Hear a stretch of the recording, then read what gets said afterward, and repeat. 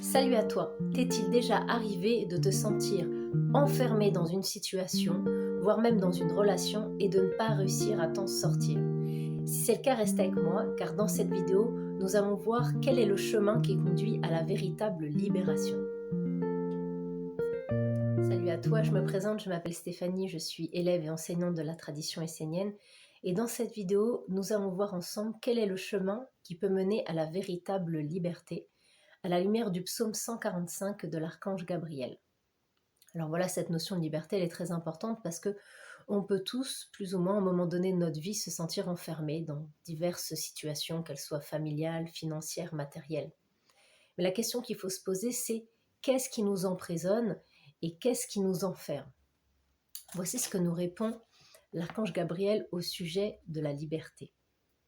Dans le monde des hommes, la liberté n'est qu'un langage, un concept, une croyance, une idée qui n'a aucune valeur, qui n'est qu'une illusion, une vision erronée. La liberté n'existe absolument pas dans le monde des hommes. C'est un mensonge. Par nature, l'homme est lié à des mondes et ne peut prétendre avoir une quelconque liberté. Alors ça peut paraître quand même assez étonnant, voire choquant. Le message de l'archange, c'est de nous dire que nous n'avons aucune liberté. Alors c'est étonnant d'entendre ça parce que souvent on nous parle du libre arbitre. Alors oui, nous avons un libre arbitre, mais ce libre arbitre, finalement, il vient d'où?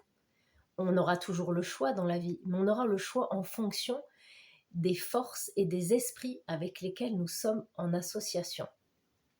C'est-à-dire que l'homme sur la terre, il est un intermédiaire entre le ciel et la terre. C'est sa fonction, qu'il soit l'intermédiaire d'un monde vertueux ou ténébreux ou déséquilibré, c'est pas un problème, mais de toute façon, il restera un intermédiaire. Je vais vous donner un exemple. Vous avez des gens par réaction face à ce système, à cette société, se disent voilà, tiens, moi je vais devenir anarchiste. Très bien. La personne, quelque part, a l'impression d'être dans une sensation de liberté, parce qu'elle se dit voilà, moi je vais devenir anarchiste, je vais faire ce que je veux. Mais finalement, c'est pas une véritable liberté, parce que en s'associant avec le courant anarchiste, elle va être l'intermédiaire des esprits de l'anarchie. Donc en fait, c'est pas une véritable liberté, elle a juste fait ce choix, mais elle n'aura pas d'autre choix que d'être l'intermédiaire et la messagère des mondes de l'anarchie. Alors autre point qu'on peut prendre, vous avez des personnes qui par exemple vous disent oui, mais de toute façon, moi si j'ai envie de changer, je peux le faire, c'est qu'une question de volonté. Oui, c'est une question de volonté, mais tu vis dans un monde matériel qui n'est que le résultat d'un monde invisible. Donc, c'est les mondes invisibles autour de toi qui vont agir jusque dans la matière. Donc, croire qu'on a le choix, c'est qu'une illusion. Tu n'as que le choix des esprits avec lesquels tu t'es associé. Je vous donne un autre exemple pour illustrer tout ça. Vous avez des gens qui peuvent vivre aujourd'hui des relations d'emprise, par exemple dans un couple. Eh bien, ces relations d'emprise, qu'est-ce que c'est? C'est qu'en fait, la personne s'étant associée avec des esprits qui vivent à travers son compagnon, par exemple, eh bien, elle va subir l'emprise de ces esprits parce qu'elle s'est associée et au-delà de la personne physique avec qui elle partage sa vie. Et donc la relation d'emprise, en priorité, elle est avec les mondes invisibles qui sont tout autour de la personne avec qui elle est en couple. Alors, je vous dis tout ça pour introduire la réponse que nous donne l'archange Gabriel sur la notion de liberté. Voici ce qu'il nous dit. Pour être libre, l'homme devrait être enfanté d'un monde supérieur et nourri par lui de façon à avoir un corps entièrement constitué d'une autre manière que celui du royaume de la mort. Alors c'est un message qui nous amène dans une grande méditation. L'archange Gabriel nous dit qu'on devrait être enfanté par un monde supérieur pour être libre. Alors qu'est-ce que ça veut dire? Un monde supérieur, c'est un monde de lumière. On va dire, mais qu'est-ce que c'est que ces réponses? Donc pour être libre, il faut être enfanté d'un monde supérieur. Mais l'archange, il ne nous répondra pas à la question de la liberté et au fait de se libérer par des réponses psychologiques qu'on peut trouver dans le monde actuel et dans les livres. Lui, il appartient à un principe éternel, immortel, supérieur. Donc il vous donne une clé lié au monde des archanges. Et donc il te dit, l'homme devrait être enfanté d'un monde supérieur et nourri par lui. Ça veut dire que enfanter, c'est-à-dire qu'il devrait accoucher, l'homme, d'un monde de lumière. Alors ça veut dire qu'il doit constituer en lui un nouveau corps.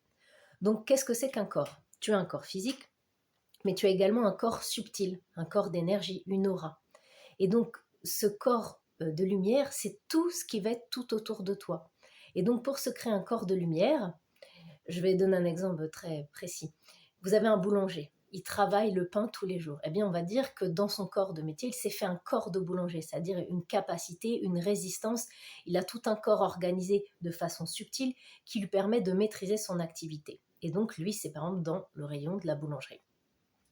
Et donc, ce corps de lumière, eh bien, il va se constituer par le fait de travailler avec des vertus, par exemple lire des paroles d'archange, vraiment se faire tout un nouveau corps, des nouveaux organes, des yeux, un nez, une bouche, le toucher, tous les 5 sens, avec la lumière.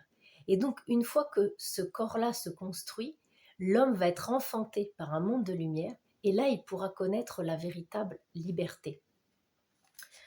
Alors, voici ce qu'il nous dit ensuite l'archange Gabriel. Il nous dit: l'homme est à l'image des règnes qui vivent en dessous de lui. Il est dépendant de la nourriture qu'il reçoit spirituellement, intellectuellement, psychiquement et physiquement. Bien sûr, certains ont plus ou moins conscience qu'ils ne peuvent pas devenir ou vivre comme ils le voudraient. Et c'est pourquoi ils se tournent vers le monde divin, pour demander la liberté. Malheureusement, ils ne comprennent pas que la liberté ne peut pas s'obtenir dans le monde des hommes. Elle n'est pas destinée à être vécue par un homme. En fait, ce qu'il veut nous dire par cette parole, c'est que la véritable liberté, elle se vivra en association avec un monde supérieur dans les mondes de l'esprit. Dans les mondes de la matière, tu seras toujours soumis à des limitations. Mais la véritable liberté, elle est intérieure. Parce que tu vois bien que deux personnes peuvent vivre une situation tout à fait différemment en fonction de l'état intérieur. Deux personnes vivent une épreuve, une se sent complètement chamboulée et l'autre le prend comme une bénédiction. Ben, la différence entre les deux personnes, c'est leur vie intérieure.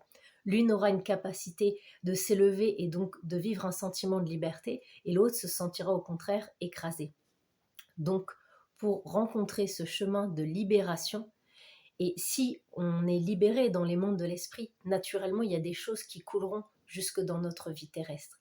Mais cette liberté, elle ne doit pas être recherchée dans le côté physique, dans le monde dans lequel nous sommes, sinon nous serons constamment déçus. Donc seul celui qui se tourne vers une intelligence supérieure, qui est enfanté par la lumière, pourra connaître la véritable liberté. Voilà, je vous remercie, je vous souhaite une belle méditation sur toutes ces paroles de sagesse. À très bientôt pour une prochaine vidéo de la Bible enseignée.